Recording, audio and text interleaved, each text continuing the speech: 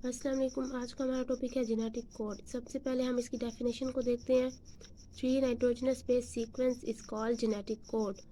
Genetic code के बारे में हमने कहा 3 नाइट्रोजनस बेस की सीक्वेंस है, तो हमारे पास इसमें सीक्वेंस आएगी AUG एंड देन UUC। ये हमारे पास क्या है, 3 नाइट्रोजनस बेस की सीक्वेंस है। ये अलग से एक जेनेटिक कोड है और ये अलग से एक जेनेटिक कोड है। मोस्टली जो होता है A यूनिन वो कोड करता है मेथियोनिन अमाइनो एसिड्स को। यहाँ पे एक जनरल सा सिंपल से बैकग्राउंड दिया हुआ है हमारे पास। कोई भी कोड जो होता है वो क्या करता है, वो प्रोटीन की फॉर्मेशन में है, उसका रोल है। हमने कहा DNA के बाद जेनेटिक इन्फॉर्मेशन है, देन उसकी ट्रांसक्रिप्शन होती है। ट्रांसक्रिप्शन के थ्रू क्या होता है, फॉर्मेशन ऑफ RNA में हमारे पास जो थायमिन होती है उसकी जगह पे बेस जो है वो यूरासिल रिप्लेस हो जाती है, और देन एडेनिन के साथ यूरासिल बेस जो है वो पेयर अप होती है। वो यूरासिल और एडेनिन जो है वो एक दूसरे के कॉम्प्लीमेंट्री बेसिस हो जाती हैं। RNA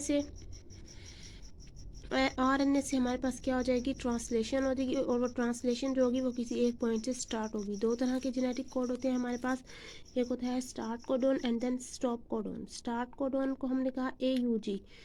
इस नाइट्रोजनस बेस से हमारे पास ट्रांसलेशन स्टार्ट होगी एंड देन किसी न किसी पॉइंट पे तो जो ट्रांसलेशन है उसको एंड होना है, तो वो एंड पॉइंट उसका क्या होगा, जिसको हम कहेंगे स्टॉप कोडोन। और उसके अंदर 3 नाइट्रोजनस बेसिस हैं जो मोस्टली यूज होती हैं, वो है UAA, UAG and then UGA।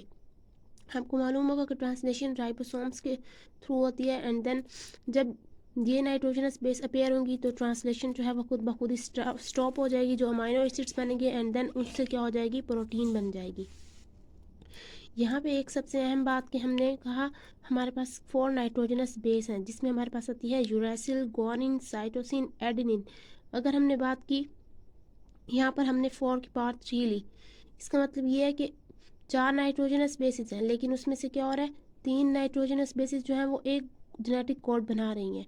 तो इससे टोटल ओवरऑल हमारे पास कितने बन जाएंगे, 64 नाइट्रोजनस बेस पेयर जो है वो सीक्वेंस बन जाएंगे। मीन्स हमारे पास 64 जेनेटिक कोड्स होंगे, जिसमें से हमने कहा कि हमारे पास कितने हैं, 20 अमाइनो एसिड्स हैं। 20 अमाइनो एसिड्स के लिए हमने कहा कि 64 जेनेटिक कोड में से 20 अमाइनो एसिड जो है वो 20 कोड से बनेंगे, लेकिन उसके अलावा जो 44 रिमेनिंग है वो दोबारा से ही वही अमाइनो एसिड बनाएंगे जो 20 अमाइनो एसिड ने बनाए हैं। इसलिए हम ये बात करते हैं कि, और इस प्रोसेस को, ये जो 44 अमाइनो एसिड दोबारा से बन रहे हैं, मींस 48 जेनेटिक कोड जो है दोबारा से वही 20 अमाइनो एसिड बना रहे हैं, इस प्रोसेस को हम क्या कहते हैं, डीजेनरेसी।